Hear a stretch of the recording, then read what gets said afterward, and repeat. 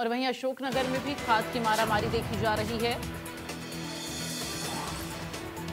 खाद के लिए किसानों की भारी भीड़ लगी हुई है। बारिश के बाद भी खाद गोदाम पर आज सुबह हजारों किसान लाइन में लगे नजर आए। आलम यह है कि प्रशासन को पुलिस की मदद से खाद की पर्ची वितरित करना पड़ा। बता दें कि मंगलवार 29 तारीख को दी गई खाद की पर्चियों के तहत आज खाद बांटी जा रही है।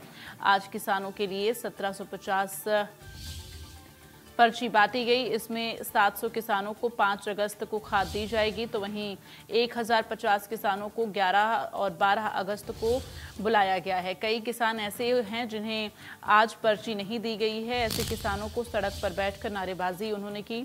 किसानों का कहना है कि जिले में पिछले दिनों हुई अधिक बारिश के कारण फसल के लिए आज यूरिया की आवश्यकता है और अधिकारी 12 तारीख की पर्ची देकर खाद देने की बात कर रहे हैं।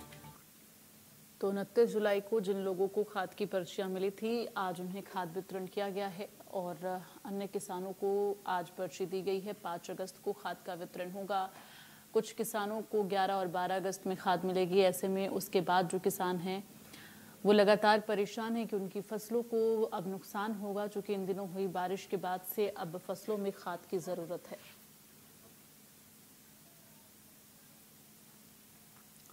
संवाददाता हितेंद्र इस वक्त ज्यादा जानकारी के साथ जुड़ गए हैं। हितेंद्र, जिस तरह से किसानों के सामने ये मुसीबत है खाद की किल्लत को लेकर, फिलहाल अभी क्या जानकारी है? चूंकि मंत्री और अधिकारी की तरफ से तो ये कहा जा रहा है कि कहीं भी खाद की किल्लत नहीं है, लोगों को खाद मुहैया कराई जा रही है।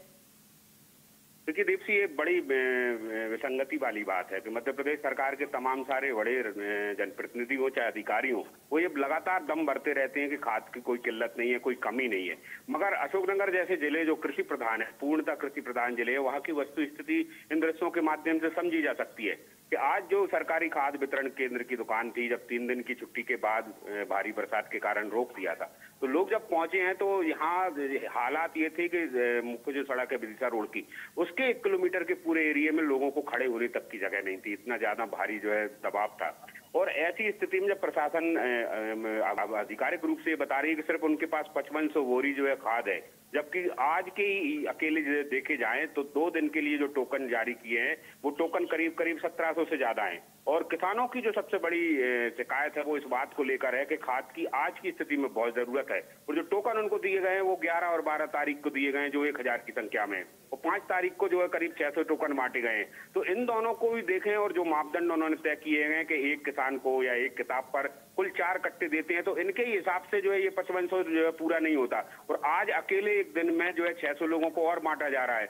तो खाद की जो किल्लत कही जा रही है कि वो नहीं है, वस्तु स्थिति में वो ये है कि खाद है ही नहीं है यहाँ पे। अगर होता तो इतनी देर या इतने समय बाद किसानों को टोकन नहीं दिए गए होते। और जितनी संख्या वो बता रहे हैं उससे ज्यादा किसानों को टोकन बांट दिए हैं।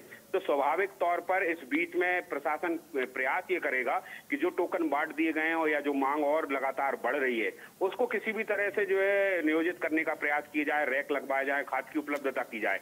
एक ये समस्या तो प्रशासन पर वितरण और जो है आवक में होने वाली परेशानी है। दूसरी चलिए, तमाम जानकारी के लिए हितेंद्र बहुत बहुत धन्यवाद आपका।